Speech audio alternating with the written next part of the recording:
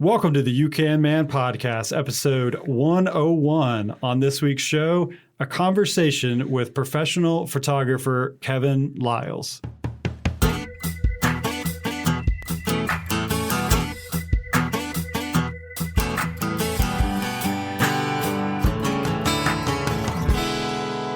Hi, guys. Welcome back to the You Can Man podcast, where we believe what one man can do, you can do as well. But you got to have the proper know-how and help from your friends. Guys, we've done shows like this in the past where we've done what I would call like a career series. Like, we didn't really call it that, but we did shows on like the guy that started a lawn care business. We had my good friend from California that runs a Chick-fil-A. We had a mortician on before. And so you might be thinking, wow, how is this relevant to DIY, like home auto stuff? It totally is. And here's why. Because part of the UK Man spirit is all about always learning. So even if you're not really interested in being a mortician or a professional photographer, it's still really great info to know. And it has everything to do with business, entrepreneurship, all kinds of stuff that I'm really into, and I think that our listeners would really enjoy hearing. So on this week's show, I have professional photographer Kevin Liles, who I'm just going to actually read his bio on his website because I thought it was really well done. So I'm going to read this here. So Kevin D. Liles, not to be confused with another Kevin Liles, is a documentary, commercial, and sports photographer based in Atlanta. Kevin specializes in creating narrative, layered, and powerful images and has photographed hundreds of assignments for the New York Times, Washington Post, Sports Illustrated, and the Wall Street Journal. Since 2018, he has served as the team photographer for the Atlanta Braves. Other clients include Turner Studios, the Golfers Journal, the Arthur M. Blank Family Foundation, ESPN, the NBA, and the Players Tribune. Kevin is also a co-founder of Atlanta Photo Night, a monthly artist talk founded in 2016 aimed at investigating the creative process. He is also past president of the Atlanta Photojournalism Seminar, the longest continuously operating photojournalism conference in the U.S. He's a longtime member of the National Press Photographers Association, and Kevin adheres to their code of ethics. That's right. So, and then also, guys, so you're hearing Kevin say, yeah, that's right. So Kevin, say hello. Hello. Thanks for having me. Yeah, man. Thanks for being on the show. And Kevin's here in studio, world headquarters of You Can Man, here in my basement office.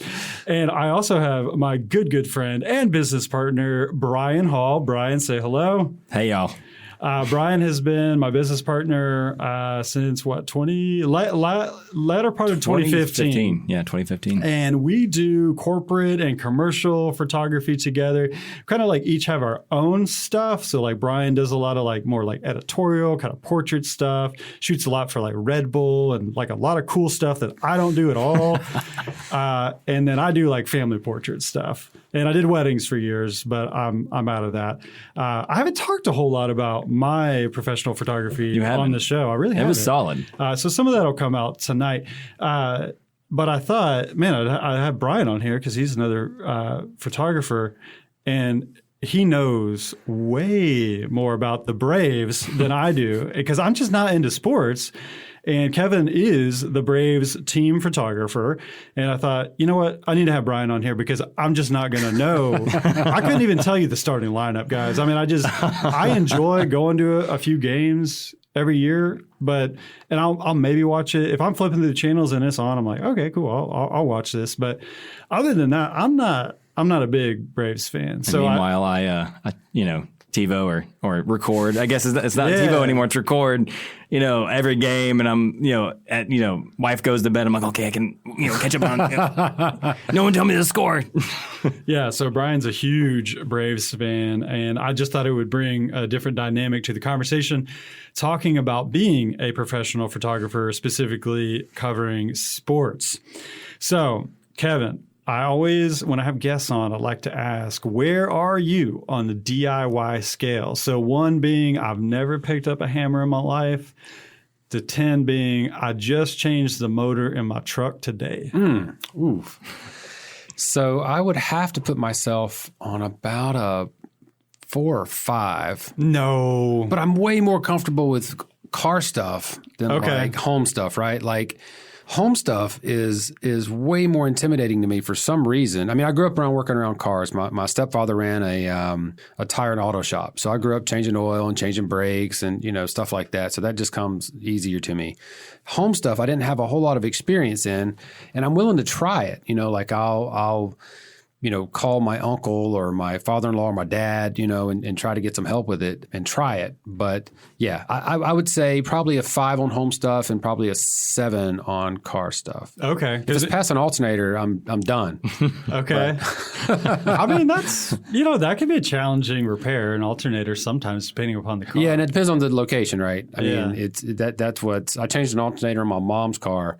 She's got an older Honda last week, and it's easy getting it off, but it's hard to like get it out. You know what I mean? Like Yeah. the way they make these things now. It's like a jigsaw puzzle. Yeah, it's like giving birth to an alternator through the Totally. between the hoses and the motor. Yeah, totally. I was just thinking that if you're a professional photographer, you really got to have some degree of do-it-yourself, because we just don't make a lot of money. That's the number one reason. And you've got to, especially before you make it, and before you are starting to make some sort of decent money, you've just got to learn to do stuff yourself to honestly save money. So, you can't. Yeah, and I know Brian does tons of stuff. He's getting into a lot of like woodworking stuff, and more so because I'm the opposite. I'm like, the house stuff makes me feel like, oh yeah, I can do that. And there's a YouTube, video for that. But car stuff we talked about earlier. I changed my oil and I had to replace the oil pan. So that was the most expensive oil change ever. yeah, that oil change cost you about $300. Yep, about 300. Yeah, well, you'll never do that again. No, I won't. Yeah. Okay, let's get into talking to Kevin about, I just want to hear about your background. Let's just have a conversation about what in the world led you to become a photographer in the first place. Mm-hmm. What were some of those early jobs, and how in the world did you become the Atlanta Braves photographer? Well, I'll tell you. First off, thanks for having me. This is great. Love what you guys are doing, and a big fan. Especially of the Facebook group is where I interact with you guys the most, because I've had like legit questions. I remember I had a problem with my. I didn't know about my fireplace, like the coals. I mean, I don't even know the word. It's not the rocks. You had gas logs or something? Yeah. Or? Oh, it is. Yeah, it is the gas logs. Yeah. And they looked like they were not doing well, but they were fine. Like they were just black, Right. Anyway, so it's, but you have a fireplace specialist. That's right. In that group. He was on a previous episode. Yeah, you pinged him and he answered my question, and I was like, oh, great, good to go. And then I'm going to pressure wash my back deck very soon and reseal it. Yeah, reseal it. And so anyway, it's been a great resource. So awesome. Absolutely. Love hearing that. Yeah, thank you guys for what you're doing. And so your question was, how did I get started, right, in photography? Right. It was 2001. I got a job as a reporter for the Moultrie Observer in Moultrie, Georgia. Small town, in southwest Georgia. I'd gone to school at Valdosta State and studied psychology, and I'd taken one journalism class. And I really didn't know what I wanted to do with my life. This is kind of like the long answer. It's not a quick answer, but I won't make it that long. And so I quit school. Like I was just a friend of mine ran a wing shack, and I was cooking wings and drinking beer and shooting pool, and I was like having a blast. And my mom was on me like every day, like, what are you doing? Like, you've got to get a job. You cannot continue this. And so I got a job as a reporter kind of out of spite. I was like, that seems like that's a job. It's like $10 an hour, but it's a job. It's got insurance, and it seems fun. So I applied and I got it. And because I had a little bit of journalism experience at Valdosta State. And part of that job, and I had never taken pictures professionally in my life. Like photography was not, I didn't get a camera from my grandpa, when I was 10 on vacation. Like photography was not part of my life. And so they gave me a Canon AE1 film camera with a 50 millimeter lens, and said, here, when you're out and about, take pictures with your assignments when you can. We had a staff photographer, but it was hard to get him because he was so busy. And, if it didn't line up with his schedule, you just had to shoot it yourself, like in the you can man spirit. And so that's how it started. And a friend of mine who was my editor at Valdosta State was a photographer at the Tifton Gazette right up the street. And so Tifton and Moultrie were the same they were owned by the same company, the newspapers were. And we would hang out, and he was a photojournalist, like he was a staff photographer at the paper. And he would show me his pictures, and I was blown. This is early digital. This is like 2002, 2003. I was blown away that this was possible. I remember him showing me pictures from like just assignments. Like there was a sports picture that he took, and I'll find it and I'll send it your way. It still like means a lot to me. It moved me. It was a picture of a young kid playing in a golf tournament, and he had missed the putt and he had collapsed, like out of like not like just out of like frustration, like just slumped down and like on the ground. And the whole picture told a story. You knew exactly what happened by looking at that picture. And I just remember being like, oh my God, this is incredible. And so that I started trying to get really good at photography at the Moultrie Observer and made it a point to become a staff photographer. I was emailing Nat Geo photographers, New York Times photographers, AJC photographers. I was asking questions. I wasn't asking to work. I was just like, hey, like this is Kevin in Moultrie. What do you think about this photo? Or like, how do you do this or how do you do that? So I worked for a couple of more newspapers. I ended up at the Griffin Daily News as a staff photographer. And I found out that I wanted to work at a large newspaper like the Atlanta Journal, Dallas Morning News, Chicago Tribune, Washington Post. Those kinds of positions, you had to have a degree. And so I hadn't finished my degree. It's really just an HR check mark, really. Mm-hmm. Yeah. But I needed to finish that degree. So I quit the Griffin Daily News in 2007 to finish my degree. So I went back to school at Clayton State University and got a degree in media studies. While I was there, I assisted a guy I knew who was a freelancer for Sports Illustrated. Greg Foster lives in Griffin. He's not really shooting anymore, but one heck of a photographer. Shot I don't know how many SI covers he has, and just a big portrait guy. So I assisted him, and then he called me to tell me that a staff photographer had moved from Miami to Fayetteville, Bob Rosado. And I didn't even know who Bob Rosado was, but I called him and I said, hey, if you ever need an assistant, I'm here to help. And he said, okay, let's have lunch. And so I went and had lunch with him, and he was like, I need an assistant pretty much full time. Can you do it? And I was like, yep, don't know what I'm doing, but I'm happy to do it. And so I became like his full time. I say full time. It was not like a job, but I just went wherever he went. When SI sent him, he was a big, he covered a lot of basketball. So we went to a lot of Duke games, Memphis Grizzlies, of course, a lot of Hawks games. So we did college football as well. And all the sports in the Southeast we covered. And I just went with him.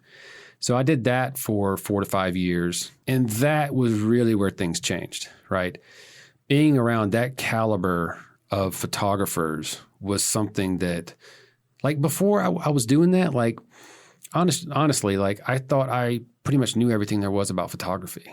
Like I swear, like it's crazy, like what hubris I had to think that I had it, like knew it all. And what age are we talking? I was like, this was 2007, so I was 28. Okay. Yeah. And did that for 4 or 5 years and finished my degree. I graduated in 2011. There were no jobs, Great Recession, right? Yeah. Right. So I started freelancing. I was applying for jobs at like Home Depot and Staples, and like I just needed a job, right? I needed to make money. And I remember thinking to myself, man, if I could just get like one freelance job a month. And by this time, so we were 2011, I was like, I don't know, 31, 32. I didn't have a family. I didn't have anything to lose. I was like, if I can get one job a month, that would pay the same as like $12 an hour at Staples or something, right? And I was like, if this doesn't work, I'll just get a job, And so I started freelancing. Rosado owned a company called U.S. Press Wire, which was a sports wire photography service. He sold it, and it is now USA Today Sports Images. Like it's its own wire service, just like Getty and AP. But they specialize in, I think they've branched out to news and entertainment. But anyway, at the time it was just sports. And so I covered a ton of NASCAR. I grew up around a lot of racing. And being at Griffin Daily News, I covered a lot of NASCAR at Atlanta Motor Speedway. So I started covering a lot of NASCAR and whatever sports I can get my hands on. Gosh, that was 2011, 12. And I've just been freelancing ever since. Like, I can go in all kinds of details about the path. It's been very meandering. Yeah, you've done all kinds of political stuff. Yeah. Just general news stories. Yeah. You're always posting stuff, and you have a wide array of all kinds of stuff that you've been shooting. Okay, so then you're completely freelance. You're doing all these freelance jobs, building upon each other. How do you get the call from the Atlanta Braves to be the photographer? And this was, what, 2018? 2018. Okay. It's kind of crazy. But, I had been freelancing for them for a couple of years and networking and knowing the folks there. And so it was a pretty easy transition, into that position for them. Okay, because you had a body of work that they already knew, and a lot of which was for them. Yep. So that's how you got your foot in the door doing that. Yeah. Would you say that what is like your favorite thing? I know you are the Braves photographer, so you don't have to say sports. Okay, you don't have to say that. But what is your favorite genre to shoot? I love, believe it or not, I love small town life. So I grew up in a very small town, Ballswick, Georgia. I don't know, the population might be up to like 700 by now. I don't know what it is. It's a few hundred people. And Moultrie was a very small town. And a matter of fact, when I lived in Moultrie, I lived outside of Moultrie in a little town called Funston. It's tiny little town. Funston, exactly. Working at small papers, I fell in love with like small town, just community life, like covering the high school football games and the rodeos and the pageants and also the real stories, like telling people's stories of their lives, hanging out with farmers, things like that. That kind of storytelling is what, I really, really enjoy that. And of course, I love sports too. I mean, I'm fascinated with sports and the sports culture, like fans and like how crazy fans are, like how into I went to Cooperstown. It was like my first assignment for the Braves was to go to Cooperstown and document Chipper getting into the Hall of Fame. That was a pretty big assignment. Yeah. The first one. Yeah. I got the gig and then they were like, oh yeah, next weekend, Chipper's, we're going to Cooperstown. Of course I knew all this and they were like, yeah, can you go? If not, it's no big deal. And I was just like, well, yeah, of course. Yeah, please. So I flew up there with them and documented that. And what I'm getting, the reason I bring that up is when I was up there, when you meet Braves fans in Cooperstown, like those are real Braves fans. Oh, yeah. You know what I'm saying? Those are like folks, they traveled up there to watch the induction ceremony of Chipper, right? And they might go every year. I don't know. Anyway, I'm making the point that I'm just like fascinated with fans. And I was around a lot of that. I covered a lot of that with like NASCAR and different sports. But yeah, all of it's fascinating to me. But I know I'm kind of getting off question here. But yeah, small town life and documenting that is just so exciting to me. I love it. Do you find yourself getting those assignments still for like a I don't know, like Garden Gun, or Southern Living? They love those small town stories. Is he still getting those jobs? Yeah, are you still getting those jobs? Do you stay so busy with the Atlanta Braves that you're not able to do the things that you really love to shoot in addition to that? No, I mean, that's the thing is like I get to do some of this stuff in the off season and I've taken less and less work during the season because I only shoot the home game, so I don't travel. I was going to ask you that. I'd be on the road right now. Okay. You know what I mean? Like I wouldn't be here. So, it's great. You shoot the home games and I'm off for, homestands are what, 6 to 7, 8 days. And then you're off like 6, 7, 8 days. Right. Right. So they'll start back again next Tuesday. So let's talk about your commitment and what all you're really shooting for them. And I should point out too that you're basically like a freelancer for the Braves. You are the team photographer, exactly. Right? But you're not like directly employed, I guess. I'm not staffer. That's all it is. Yeah, you're not like a staff. And there's a lot of teams that either have staffer or a contractor, right? Or like a contractor, freelancer, right? I think a lot of people listening would want to know that because you're talking about all these other jobs. So it's just like how does that work? Do they command all of your time and everything like that? No, baseball takes up a lot of time. I'm sure it does. And like I said, during the season, I tend to take less and less. Like when I first started, I was still in that just take everything that comes in the door mentality. And now it's just being a bit more refined and selective on what I'm doing. But yeah, I mean, during the season, I don't take nearly as much, and the season's wild. I mean, it starts in you start ramping up in February. Right. If you're in playoffs, that's October. And you probably go to spring training, yeah? Yeah, I go down there for a few days. I don't go down there and really document spring training. I go down there and take portraits for the season, like for the yearbook, for all of like the headshots and the creative. Yeah, I was going to ask you about that. So when I'm at the Braves game and I'm seeing on the massive Jumbotron, whatever they call that, those cool portraits. Sure. That's all you? Yep. Nice. Yep. What about the ad, like the new ad work?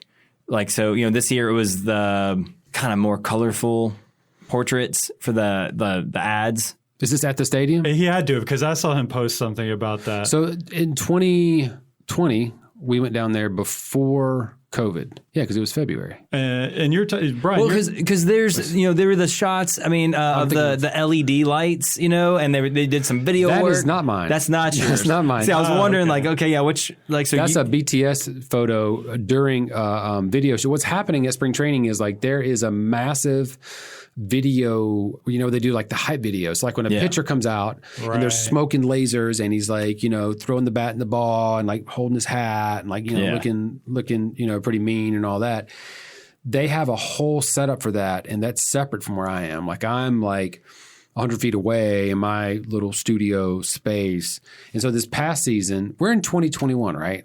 So I was having a moment. Well, I'm sure COVID had totally just screwed you up. It is because we went to spring training before COVID hit, didn't we? Yeah, you did. Yeah, you would have had to. Because COVID basically killed the last 2 weeks of spring training. The teams were gearing up for the season. And it was about to happen, and then yeah. So anyway, sorry, I was just having a moment in time warp from COVID. I didn't know, it was 2021. So yeah, when I went down there this year, it had its own challenges in getting everything we needed to get done because of COVID protocols and the time and space we had, and couldn't get close to the players as much, and all these different things. Whereas in the past, I'd have a set, 2 different sets, me and another photographer, 3 assistants, it's a big deal, and this past year it was a lot different. So really scaled down, just getting what you can and, making do with what you got, that's all you can do. Do they give you free reign as far as the creative process on doing those yearly portraits, or does it have to be standard? You do. No, it's actually a fun process. I, the creative director, In-Sung Kim, he and I and a couple other folks get together and talk about it and bounce ideas off, and we'll be texting each other ideas. I'll see a portrait on Instagram and send it to him and say, "What do you think about this?" And oh man, that's great. We can, and we can also, try to work off what video's doing too. So it's kind of got the same thing or same ballpark kind of ideas, So it's definitely a collaboration, we're both bringing ideas to the table and talking about it and kind of refining it. And it's wild. You only get a few minutes with these guys, I don't have, 30 minutes with Freddie Freeman taking portraits, it's going to be that was one question I was going to ask is how much time do you get to, or over a season you get I guess a fair amount of time. Sure. But you build a rapport with some of these guys, I'm sure a little bit more than others. But does that help you? And when shooting them, things to look out for, where they're up to bat, you kind of know, I know what he's going to do, or, not really, because you only get, it obviously does to a certain degree. When they come up, they know who you are and they're more comfortable. Yeah. That's always helpful no matter what. But when, at spring training, it seriously, it's 3-4 minutes. And there's a lot we got to get done in 3-4 minutes. So, and listeners might be 3-4 minutes, how is that possible? And it's it is.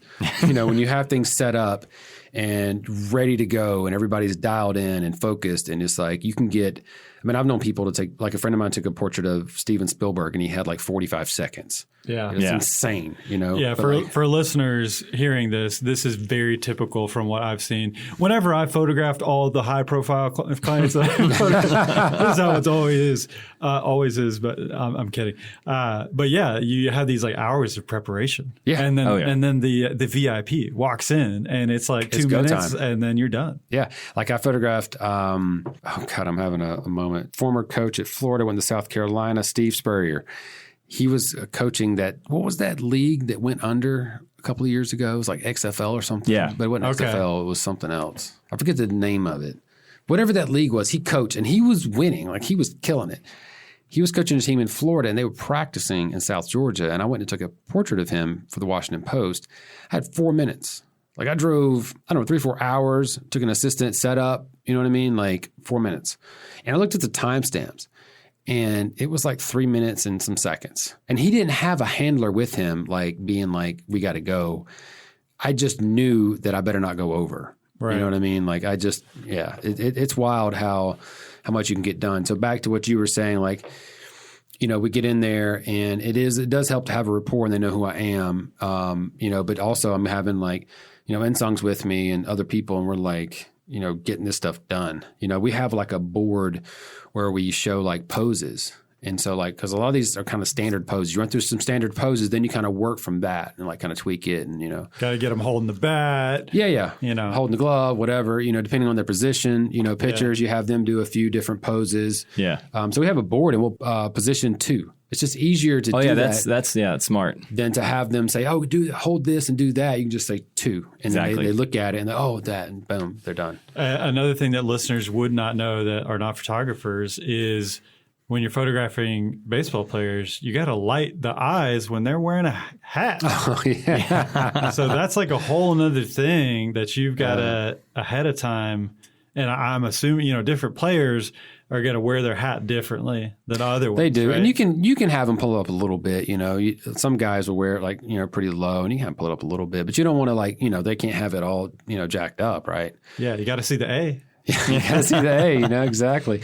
And I'll just use a huge, light model for like a softbox or octobank where that light's really going to just wrap around and wrap under there. Right. And I'm not a big fan of having lights like pop up from under and really light. I want it to be a little bit more natural and just looks like it just falls nicely over that. So I'll just use a big, massive octobank or softbox or something. Right. We're all over here saying like, right. Listeners are going to be like, what in the world is an octobank?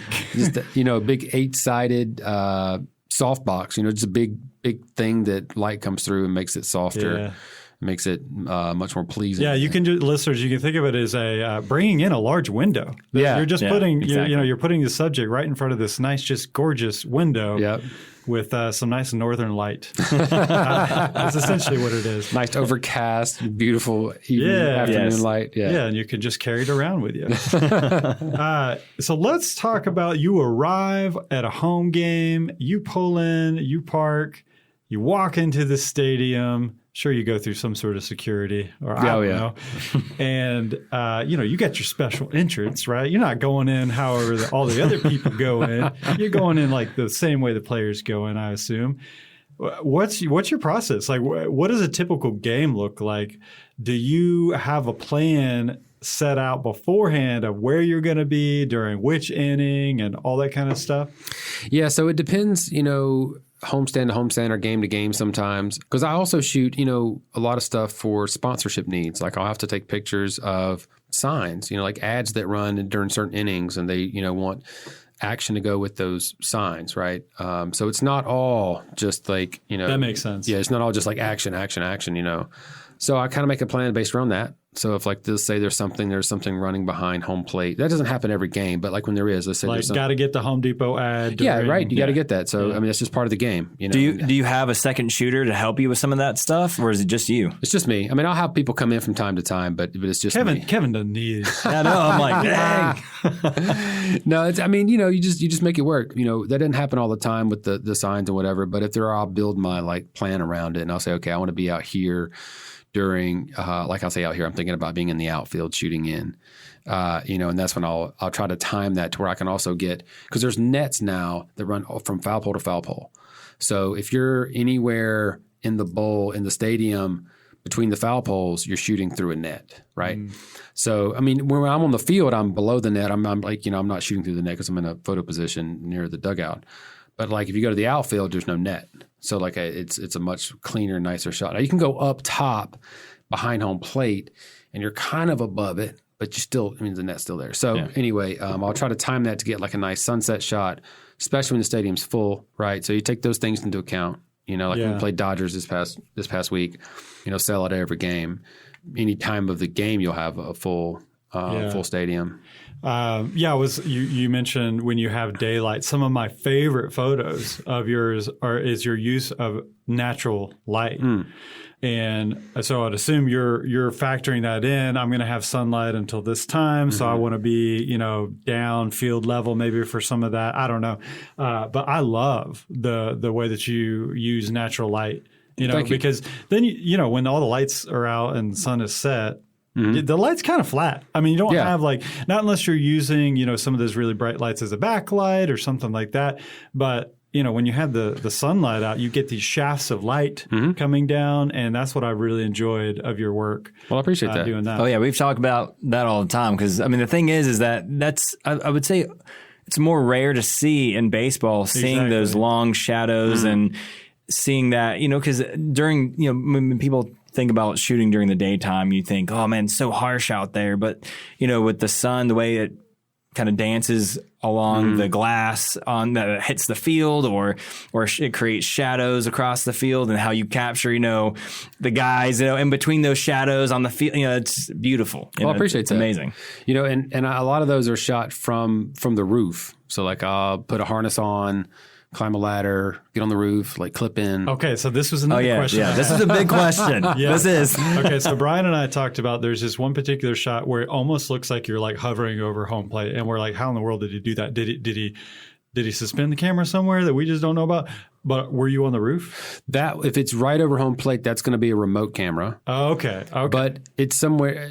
I wouldn't stand there and shoot a game. Like that's not a good spot. I mean, it would be you're too close to the edge. Like it'd be too dangerous. Like I can clip in and like set a remote there. There's a little like bar, that you can mount stuff to, and there's another camera up there. But yeah, the other. So I'm answering your question. Yeah, I think so. Okay. I mean, that was the photo that we were talking about. Yeah. So there's one where like a slide or something. it was a slide. Yeah. I think it was either when McCann caught Charlie's throw, and he got him out the home plate, or I shot that one from field level. Oh yeah, no, I'm confusing it because it must have been a Brave that was sliding in. Okay, yeah. Now, so if it's directly over home plate, it looks like it is. It's actually, if this is home plate, and for you listeners, I'll tell you in a second. It's behind it, so it's probably what is that? I don't know, like a 20, 25 degree angle behind home plate. If you go to the stadium and look up at the roof, look at the very top, right behind home plate. It's at the edge. Right. Okay. So, and I'm firing it with a Pocket Wizard, which is a brand of radio transmitter. I have to explain it. It's so funny. Exactly. I talk to people that are non-photographers, or I got into a conversation about somebody about like crazy company names that we just like take for granted. But no one ever hears Pocket Wizards that is not a photographer. But among photographers, you say Pocket Wizards and they're like, oh yeah, like because we hear it all the time. It's a genius name. But if you're not a photographer, you're like, that is the stupidest name ever. What in the world? So yeah, like Kevin was saying, all they are is just these little radio triggers that goes on the hot shoe on top of the camera, and you can then plug a cord into the camera body, and then you can fire your camera remotely. They're really more so for lighting equipment, but you can also do remote cameras triggering as well. So let me tell you, how robust those little Pocket Wizards are. So we're going to go down a little rabbit hole here for a second. All right. Do it. All right. So I was an assistant at Sports Illustrated. This is some really techie, geeky stuff. All right. So if you set up more than one, do we have time for this? Yeah, go for it. All right. We're very interested in this right now. All right. So if you take a camera and you put a Pocket Wizard on it and you shoot, let me start over. If you take a camera and set it up as a remote, and you have that camera fire a light, the light will show up in the picture just like normal, right? Right. If you set up two cameras now and you have one fire the light and it also fires the second camera at the same time, that light might not show up on the frame, it might not get in the camera, like when the shutter is exposed. Every camera, I hope that made sense, just follow me. Every camera has a different lag time. And lag time is also affected by the lens, how long it takes the aperture to open, and for the combination of that and the shutter to be fully open, right? Now, we're not talking about mirrorless, like this is regular like shuttered cameras or mechanical shutter cameras. When it opens fully, that's when the light hits. That's the timing of it. So when I was an assistant at Sports Illustrated, we would set up we shot basketball on lights. So like there would be like 4 or 6 or 8 lights in the catwalk. Yeah. So listeners, what he means by that is like lights that are like strobes, like flash, that pop. Yeah. And then that's also the same like for NBA, right? Yeah. You're mounting the cameras on like the all kinds of places and all kinds of places. So if you watch an NBA game now, it's less than it used to be, but you'll still see lights pop, and that's what that is. It's a photographer firing lights, and so. Those Pocket Wizards, they also used to make a thing called a Flash Wizard. LPA is the company that makes Pocket Wizards, but they also made the Flash Wizards, about the size of a VCR tape. and they don't make them anymore. They only made like one. I don't know if it's not one set. They didn't make them very long, but they only made them for like Sports Illustrated, NBA photographers. There was no manual. They flew someone to you and showed you how to use them. So when I was an assistant at Sports Illustrated, I got trained on how to use these from like people who had been using them. They made them in like the 80s.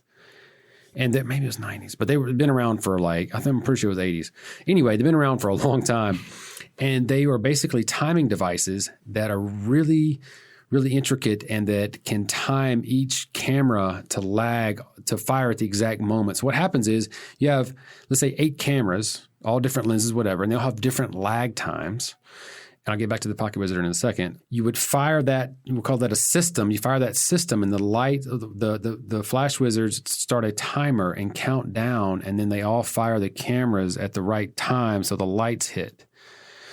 So Wow. The Pocket Wizard also has that function. It's not as robust as the Flash Wizard, but if you do that, you can use the lag function, and what you do is you just basically fire the camera for, 10, 15 times, and you can kind of see the lag times, and you get one right in the middle, and then you set it to that. And so I have never heard of this. yeah, it's wild. Yeah, that's wild. Yeah, remember when I said I thought I knew everything about photography, and then I got to work for Sports Illustrated?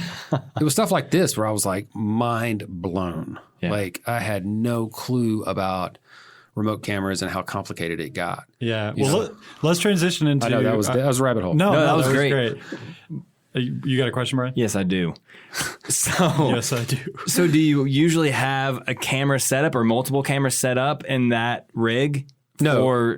So you don't? I mean, I do at times. Okay. I know what you're saying. Like, I wish I had a permanent, housing, and I wish it was like remote controlled and I could, change the focus and the exposures and all that stuff. But no, I go up there and I set it up before a game, and I might leave it overnight and like clamp it down and put rain covers on it, whatever. Yeah. But most of the time I go up and take it down after every game.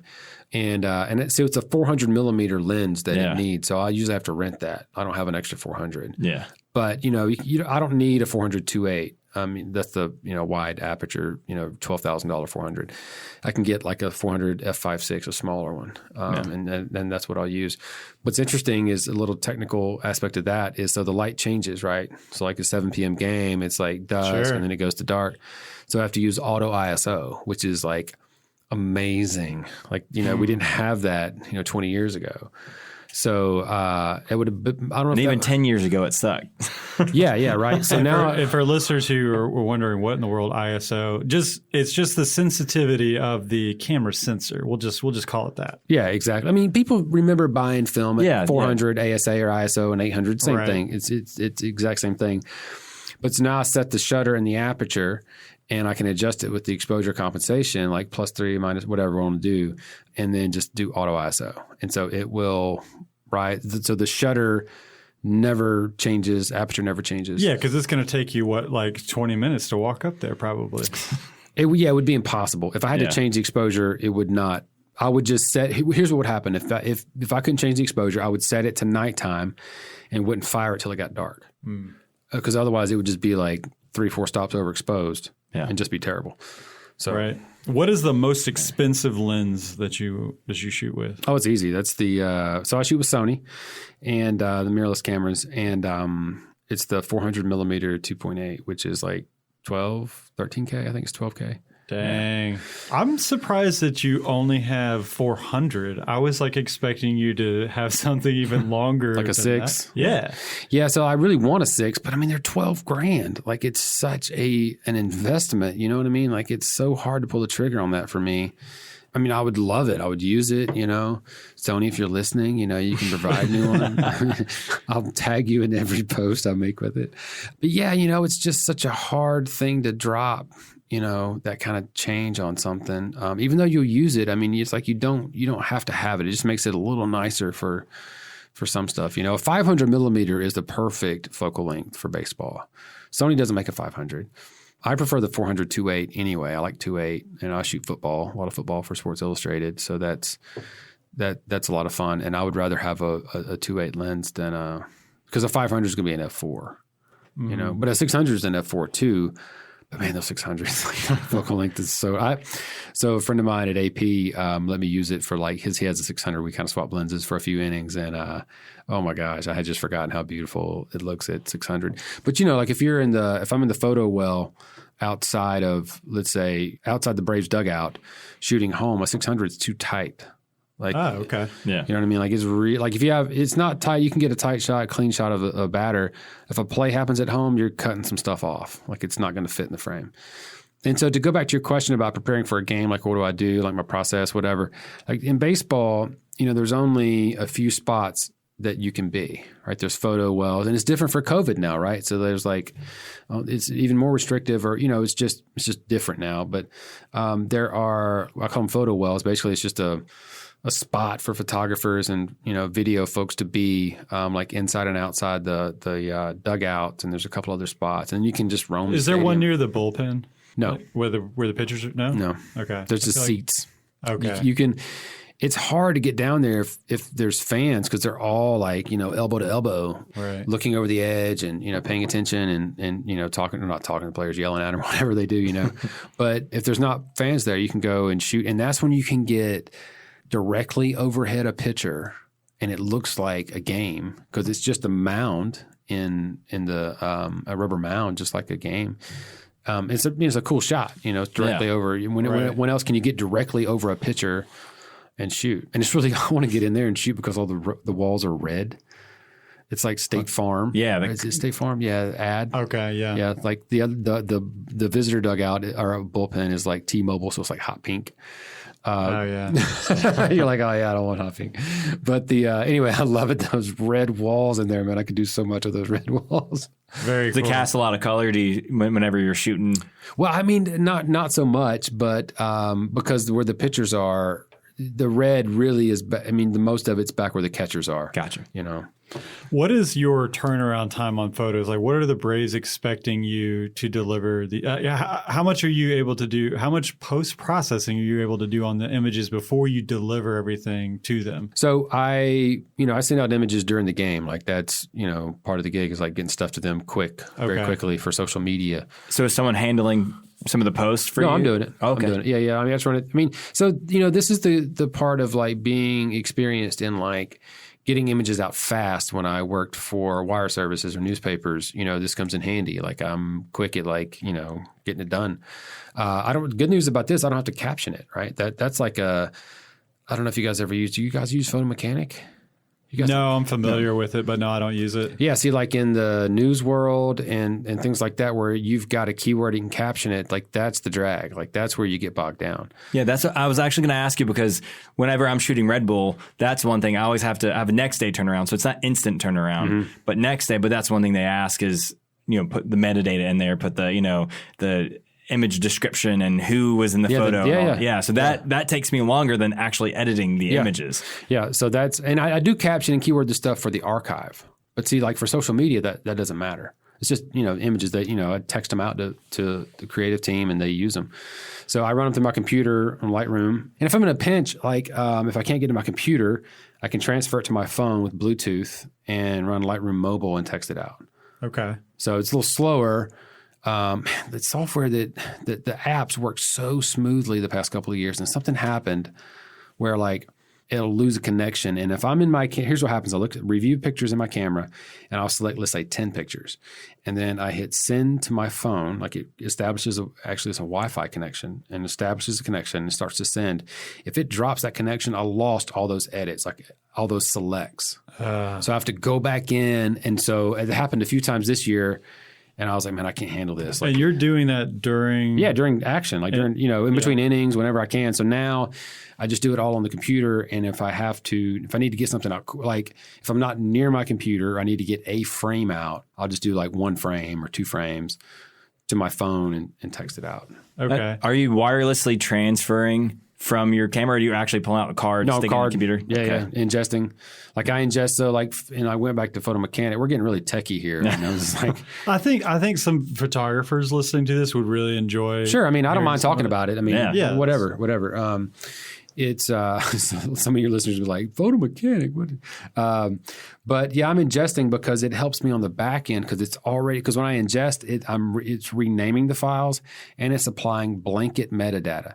So it's already got select keywords in there that apply to everything, like Nationals in Washington if we're playing the Nationals. Yeah. And it's got like the caption will say like, XXX during game 2 against the Washington Nationals on Thursday, June 4th at Truist Park, photo by Kevin Liles. Blah, blah, I would say that this is all relevant, even if you're just doing photos of your family. I've had people talk to me, not professional photographers at all, but they just enjoy doing photos, and they ask me about, well, how in the world are you organized? I've got 1,200 photos, and I'm thinking like that's not a lot. That's one shoot. How am I supposed to organize all this? And so I'll take them through my process of how in the world I go about categorizing things and my organization of my file structure and all this kind of stuff. Probably don't need to get into all of that.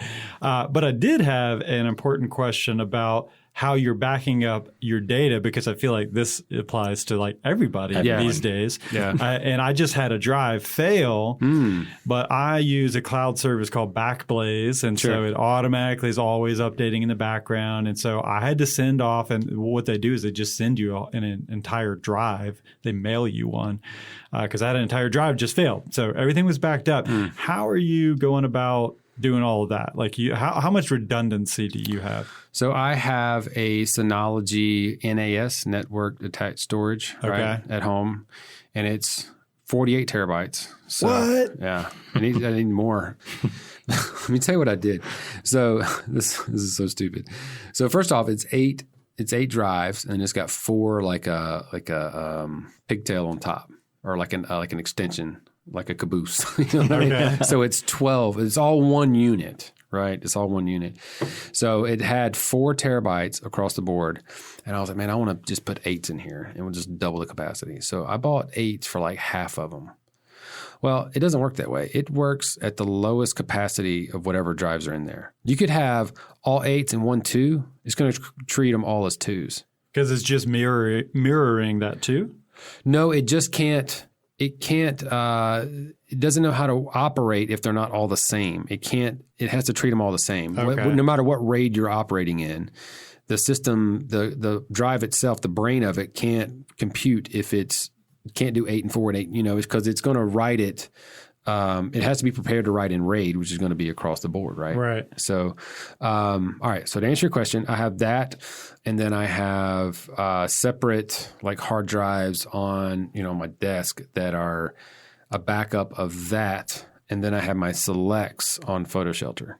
Okay. So offsite, cloud-based. Yeah. So it's not the best because house burns down, all I have is PhotoShelter. Right. So I was going to ask you that too. Do you go the extra step and like throw a hard drive out in your truck or something like that? That's not. No, I don't. I mean, it just got to be too much. Like I was, keeping them at a neighbor's house, and it's just the discipline in doing that. I did that for a while, actually. I had a hard drive sitting at a buddy's house. I was just now. It's one thing to. Like I would have hard drives sitting at places, or I had, like my neighbor's house or whatever, but to go back and update it.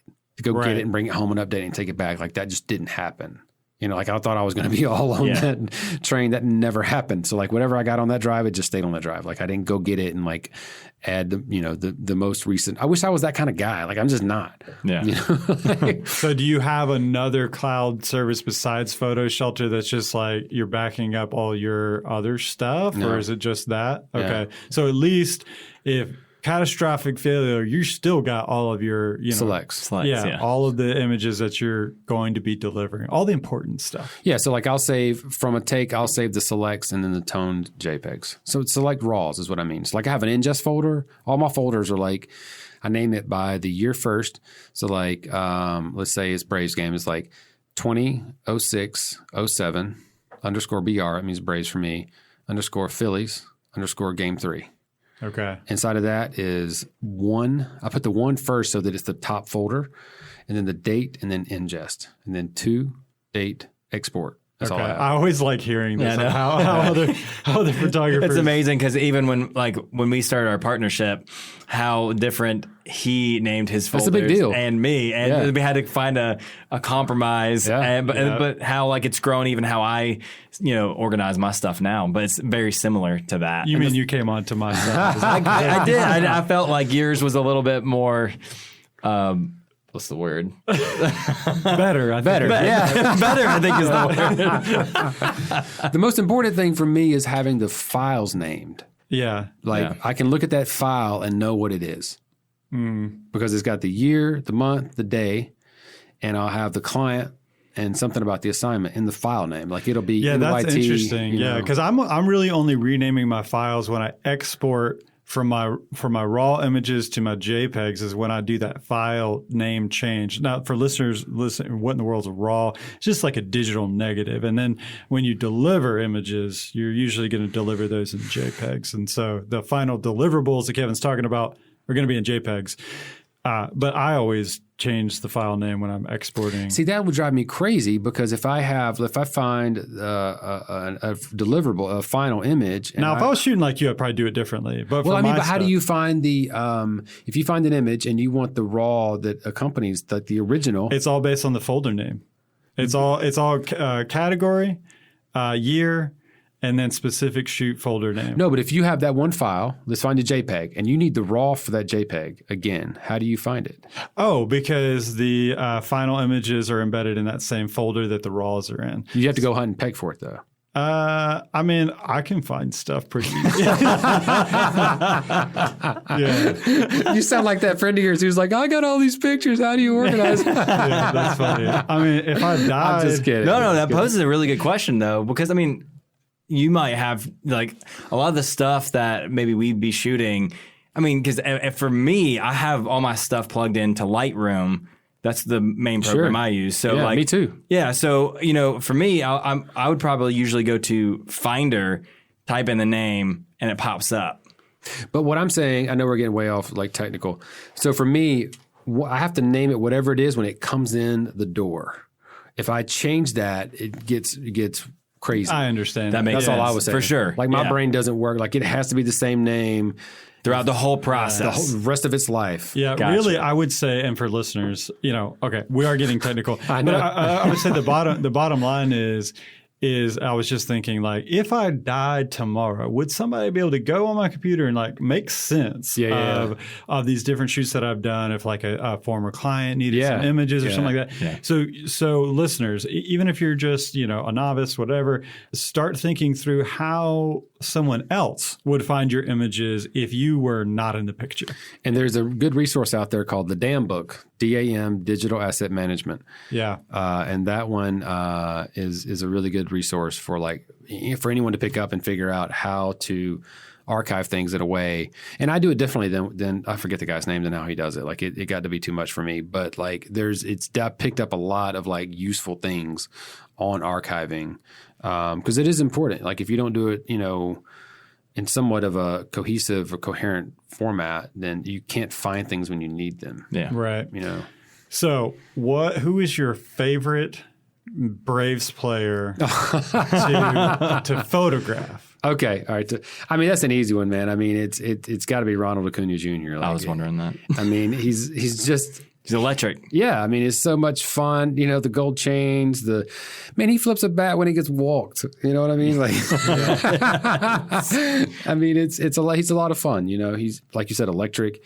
If he's on the first, he's going to steal second. If he can. If he gets to second, if there's any kind of hit, he's going to make it home. Like he's that guy you just can't sleep on at all. Like he's just so much fun, and he has so much fun playing the game. Like you can see it. Yeah. And not taking anything away from guys who are just like business, and serious about it. And like, it's just different, but it's like watching a young kid play with so much passion and he's always just smiling and blowing bubbles and having fun, and so it's a lot of fun. I couldn't imagine a funner player to photograph. All right. So following Acuna, what's that relationship like between him and Ozzy? Are you keeping your eye on them? Oh, man, you always got to watch those guys, man. They're having so much fun. They're always playing practical jokes. And there's a there's a deputy who's good friends with them who works one of the deputies works the dugouts, and they're always playing jokes on each other and having fun. Like he put a fake bee on Acuna's glove. Oh, yes. It was amazing. But, those guys are always cutting up. And, Ozzy cuts up with whoever he's with. Like him and Ron Washington have a special relationship where they have a lot of fun together. But, yeah, man, you got to keep your eyes on those guys because there's always pictures to be made. And it's one of the great things about, photographing this team is like there's a young team and they really do. I know I keep saying have a lot of fun, but they do. There's a lot of chemistry. But that's why people love watching them. I mean, right now, there's so much viewership of the team because it's entertaining. Yeah. That's the problem that baseball's had in the past, 20 years. People are like, oh, it's boring. But you watch the Braves and it's so entertaining. Yeah. They're young, they're having fun. Yep. And so, I absolutely think that, because I love those images you have of them. And then also, like I was talking to you about the Fulte image. Fulte was known for getting hot while pitching, and that one shot that you have of him, like in front of the fan, I thought that was awesome. You caught that, like, because he was known for that. Like he gets overheated on the mound, and then I love that shot that you caught of him. Yeah, and I think Newcomb had trouble. He would sweat so much that he couldn't grip the ball properly. Like it's a big deal. Oh yeah, absolutely. But he was looking at that fan. You could just see the relief on his face with the fan blowing his hair back. Is there things you're looking for that you just feel are completely different than any other sports photographer and how they're approaching the game of baseball and how you shoot? So like the different angles that you're going to get that nobody else is going to get. Because I feel like I see that in your work. And I'm wondering what that thought process is behind that. Because when I look at your work, now I'm not a sports guy. Maybe I haven't seen enough really, really good sports photography. I don't know. I feel like I have. But yours sticks out. And I don't know if it's just the way you're using light. Maybe it's the daytime photos that's doing it for me. I don't really know. But what is that thought process like on the creative side when you're looking for those images that really stand out? Well, thank you for the kind words. I really do appreciate that. And, I have not always been a sports photographer, and I just try to make images that tell stories. Like that's really what I'm trying to do. And so if I can capture that emotion or capture that feeling, like that feeling is what really I'm always going for. And I've also been thinking a lot about this, and I'll think about like how do you want to remember it? Whatever it is that you're photographing, do you want to think about, like remember it? And that's the feeling that I try to go for. And so, it's not all what I love about sports is it's not always about the action. I think that is what can pigeonhole a lot of sports photographers is just trying to get like peak action, tack sharp, tight, of a running back or a, pitcher or whatever. And the thing that like you're talking about, everybody's seen those pictures of the pitcher throwing the ball and the guy running, and it's the in-between moments. Yeah. And there's so much more to sports than just the action. And, even when I do, in the action photographs, I try to incorporate some other element to it that's not just, action's not two-dimensional by any stretch, but like in that regard, I'm saying a little bit more, a fuller picture, something, something else behind it than just. If there's a way you can incorporate a fan somehow in there, that's at the game or something like that. I don't know. Yeah, anything else that just kind of adds to it, whether you shoot it from a different angle or the timing or how you frame it or the lens or whatever combination of all those things. There's really no one thing, but I do try to think about how it feels. Yeah. And so, that's one question I had for you, and this may have to do with you coming up into where you are now. Mm-hmm. How did you deal with? Because I feel like that's the hardest thing is deciding like where you're gonna capture it, where you're gonna set up the shot, because there's that FOMO feeling that you get, like if I set up here and I miss a shot from over there, like how did you deal with that coming up? Shooting sports or even shooting, anything editorial. You're trying to tell a story. You're looking at you're looking at the scene. Yeah, because you've got to make a decision because it's going to take you 15 minutes to walk over to that. Oh yeah. Once you've said it, you're there. Like, exactly. It reminds me of. You guys ever do any fishing? Yeah. All right, so it reminds me of I used to do a lot of bass fishing down in South Georgia, and it'd be on a pond, and I'd have a lure, and it'd be working here, and then I'd switch it out, and it wouldn't work. And then I'd go to the other side of the pond, and that lure wouldn't work anymore, but another one would. And I'm like, oh man, what if I tried this lure over there? But you'll never know. You can't do them all. Right, exactly. You can't fish with every lure at every spot. And same with photography. At some point you have to just give up on trying to get everything, right? Yeah. Or trying to, not miss something. One important lesson I've learned in doing a lot of work for the New York Times and covering political assignments in particular, because when you're at something like a rally or a politician's giving a stump speech or something, there's always going to, especially a high profile politician, almost out of substance. And I was like, I don't want to get political here, Sure. But where there's a lot of media, there's going to be that pool of photographers who's covering them. And the wire services like the AP and Getty and Reuters and all that. They're all in the same spot. Absolutely. And they're going to get those pictures because they can't not get it, right? Yeah. So when I was working for the Times on a lot of those assignments, they'd be like, look, we're going to get the wire services. We don't want you to shoot that. Shoot something different, And it's hard. It's really hard to pull away from the pack because, you can get burned and you have not nothing, but nothing is nearly as good as what they have, right? Yeah. You're taking that risk by getting that different angle that no one else is getting. Exactly. Yeah. And I a lot of that was Sports Illustrated too. I really I'm really thankful for having good editors that pushed me in that regard and continue to push me to get different stuff. Because if you don't take that risk, you're going to get the same. And this is going back to what you're saying about baseball.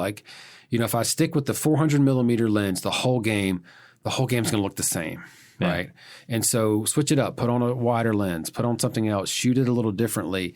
Yeah, it's not gonna be the same, but you don't want it to be the same, Exactly. So I know what you mean. It is hard to step back and and think about, oh God, what if I missed that? What if I missed this? But there is a safe middle ground where you get what you need, but you still push it a little bit. And sometimes you do just have to say, screw it, and you got to, just go all in. Do you still have anxiety every game of what if I miss that once in a lifetime hit or whatever? When Ronald Acuna hit the grand slam during the NLCS against the Dodgers, those big moments. So I don't worry about that because in a moment like that, I'm going to be dialed in, right? If it's a grand slam situation, unless I'm just knocked out, you know what I mean?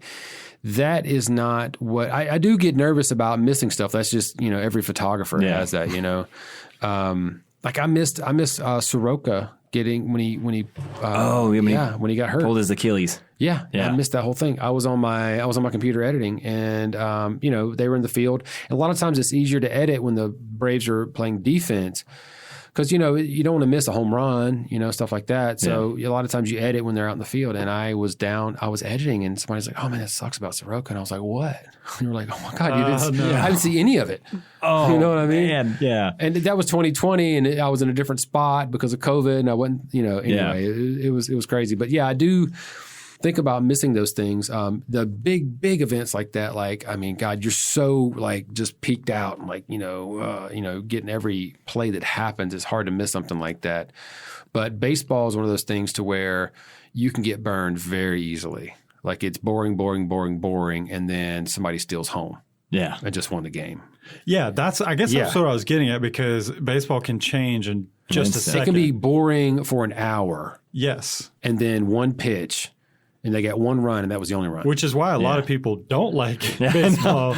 Baseball is easy to hate, but once you learn what's really going on, it is a massive chess game. It is. I mean, it's it's wild how much goes into. Sure. I mean, matchups between pitchers and batters, and they'll pull this pitcher because he's better against righties, and this guy throws better sliders, and it just gets, it's wild how much goes into it. But you're right. I mean, it is not, it's not action packed. It's not football. It's not soccer. It's not WrestleMania. It's it's a lot lower key than that. So I can understand when people say, like my wife, She's not a sports fan and married a sports photographer, but she calls it sportsing. Sports ball. Yeah, sports ball. Yeah. I would love to have her just like narrate a football game. Yes. They probably sound about like me doing it. Exactly. How many images do you usually shoot in any given game? You know what's wild is it's about the same. It's about 2,200. Dang, Oh, wow, that's yeah. a lot. Yeah. That makes sense. Yeah. Yeah. So these Sony shoot 20 frames a second. Dang. So Holy cow. I didn't know that. yeah. The new Sony shoot 30. What? The A1, 30 frames a second. Dang. And that's one thing I was going to ask you, like switching to Sony, because no one really shot Sony until like 5 years ago. Yeah. And so were you Nikon or Canon before I was that? Canon, yeah. Okay. I was and Nikon before, then Canon. Gotcha. You know. And so what brought you into the mirrorless world? Just the fact that you could shoot faster, or? Yeah, I mean, so the mirrorless technology, when I first tried it, I tried it on a news assignment. They sent me a camera to use, and it was for the Washington Post. I remember I was in someone's living room. And a big problem with mirrorless is the banding. So what would happen is, because there's no shutter, especially in artificial light, you would get like these bands. Like the shutter would look like the shades were drawn or something, like lightly in a frame, if that makes sense. Like you just see bands of light and dark, like just subtle, but you would know they were there. And so the A9 was the first camera that really addressed that. Because you're talking about banding like in the like LCD screens, Yeah. right at the monitor, all those. But the picture would be banded. Oh, the whole picture, Like the actual picture wow. that the camera made would be banded. Oh, okay. So that was so the A9 changed the game on that, right? And so because I used that camera, it was an A7 something, I don't remember what it was, and I was like, nope, I cannot use this. Like, and I sent it back, and I was like, okay, I'm not about mirrorless, and that was probably 2017, 2018 maybe. And then I started hearing more about the A9s, and I rented them and I used them for Turner Media, which is now Warner Media, I think is the name of it. They changed their name. I would shoot behind the scenes for production stuff, like for commercials and for like shows and things at Turner Studios. And silent shutters changed the game on that. Like it changed the game for so many things. And for photojournalism, I mean, being in a room with someone and taking a picture without them hearing it was incredible. Yeah. So I started renting the A9 for those production shoots, and I was blown away what it could do.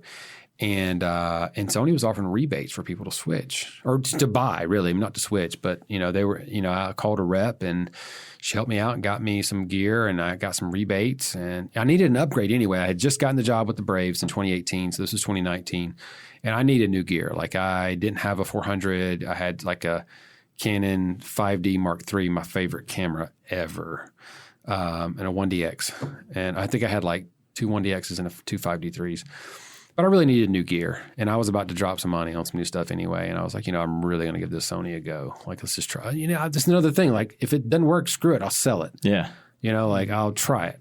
And it was just like, I'm a kind of a sucker for new things, new shiny, flashy things. And this was the new thing, and people were raving about it. I was like, all right, let's try it. Maybe it's like amazing, and it has been like absolutely incredible. It has its drawbacks. Like that's a whole nother episode about some technical things about it that I don't like. Yeah. But I mean, it's been bonkers. The autofocus is one thing about mirrorless, and you guys may know this. But mirrorless is inherently better at autofocus because the autofocus is directly on the sensor right, instead of the mirror. So it's just like, I shot the Super Bowl for the New York Times that was the first big game I shot fully mirrorless.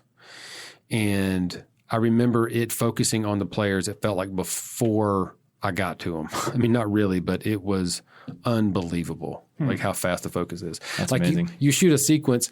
I'll stop after this.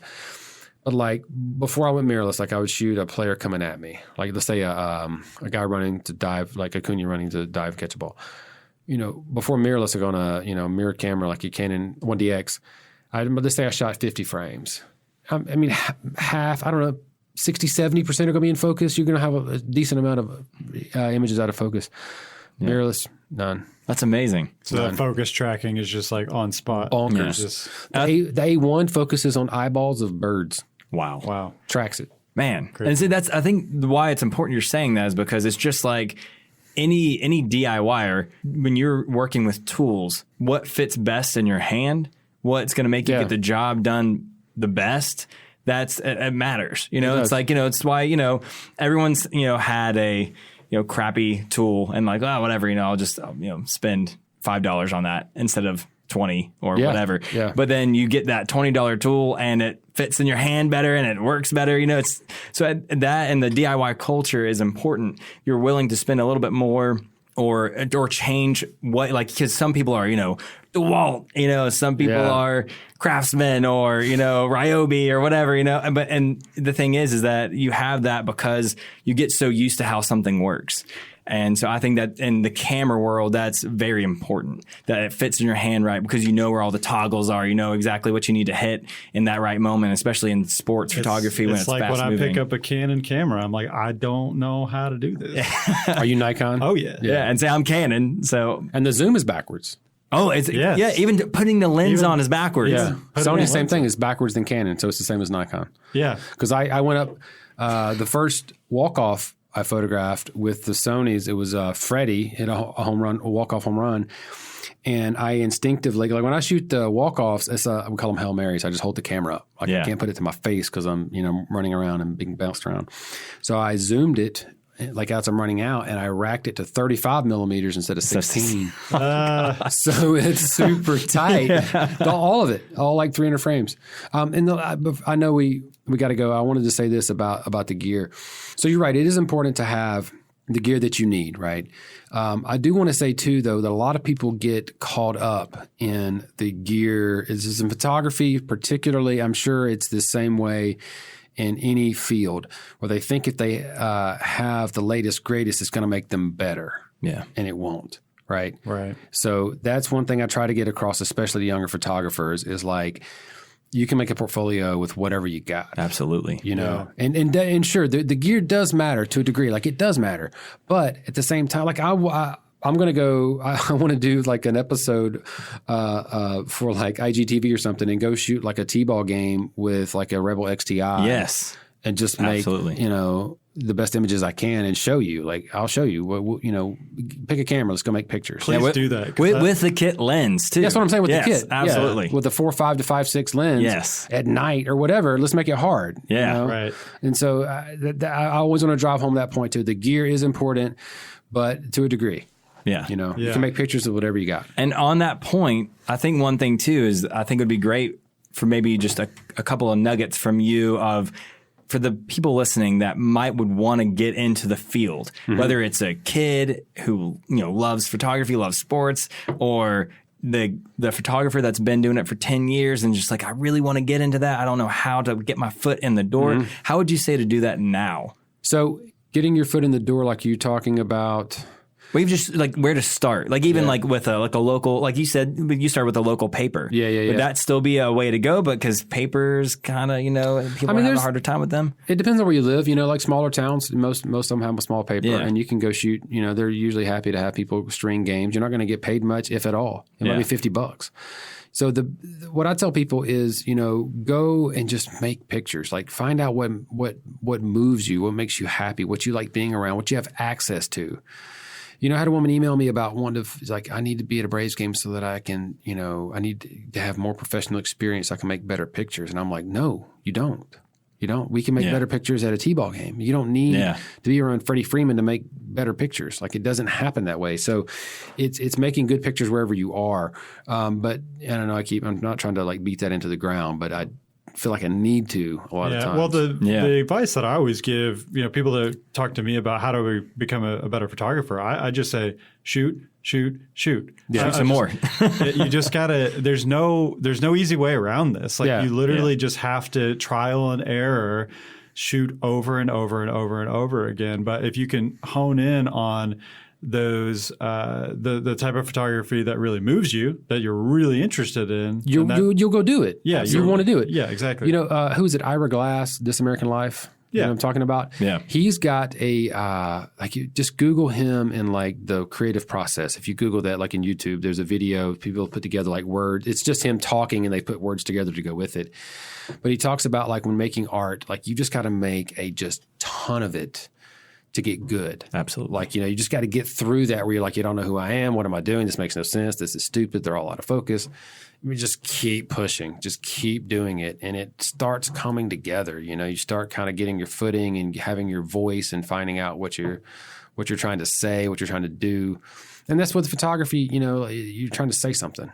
Yeah. And so that's really what it comes down to. So finding that what you're passionate about, what you're around, and if it is your kids, shoot it. If it's T-ball, shoot it. If it's the local play theater, shoot it. Those are hard. Yeah. Those so theater is so hard. People moving fast in dark, dark atmospheres. Yeah. But anyway, I hope that answered the question. Yeah, absolutely. Yeah. Well, this has been super interesting. I know we got on a lot of rabbit trails, but we normally don't do that on the podcast. And I think some people kind of enjoy that, like going down the technical side of things. And so I know this is probably going to be the longest podcast we've ever done. So, hey, I liked it. I like it. Going down the technical stuff, especially people that are really interested in photography. There's probably going to be people listening that have questions for you. Sure. So you're going to have to join the UK Man Facebook group page in order to connect with Kevin. Well, I'll just say that. And I do tell people, email me, Kevin@KevinDLiles.com, and that's LILES.com. Or Kevin D. Liles. D as in David, but it's really Dwayne. I just say David because everybody knows David. But yeah, I tell people to email me, if they have questions. I don't mind answering questions and helping out when I can. It might take me a few days to respond, but happy to do that. One final wild card question. You are a new dad. Oh, yeah. You are like brand new dad. I mean, like within the last 5-6 months? Yeah, like December 28th. Great. Yeah. What's one piece of advice you'd give brand new dads? Yeah, so for any advice for any new dad is just help as much as you can. Your wife is tired. My wife was, exhausted. We're only 5 months into this. She's still exhausted. And I am too, to a certain degree, but, she breastfed and, still does. And so, of course, we've got it, really a lot more figured out than we did this first few weeks. And so I just felt so guilty getting sleep. She's getting up every 2-3 hours and feeding the baby. And so I'd get up and change diapers or do whatever I could, like make a meal, I read in a book, if you go to your wife and say, what can I do to help? That's not helping. You have to figure it out and just do it. It's like when somebody says, I'll help any way I can. It's like, well, we need to really, narrow it down and just do it yourself. Just find out where she's struggling. And of course, I've missed the mark many times. I know what I'm saying, I got this all figured out. But haven't we all? I know. So, but that has been the one thing that'd be the one piece of advice is just help whenever you can. Change as many diapers as possible. That was my thing. Is I want to change every diaper I can because I hear about these husbands, these dads that don't change diapers. It blows my mind. Yeah, I don't understand that. I don't. I can't tell you how many diapers I've changed. I mean, either it was just what does it take? 45 seconds? It's not a thing. It takes more longer than that, but it's not a. Depends on if you're the situation. Blowout's a totally different ballgame. For sure. Yeah. Well, Kevin, thanks so much for being on the podcast. And Brian, thank you so much for coming on because I needed your expertise when it comes to the Braves. And this is super interesting hearing about this. We'll do other shows in the future with, I'll just call it our career series, I guess is what I'll call it. So we'll have some different folks come on. Next couple of shows, the next show I'm going to have a representative from Fram doing oil filters, air filters. So that'll be interesting. And then I think the next episode, depending on the scheduling, I'm going to have a lumber expert on the show.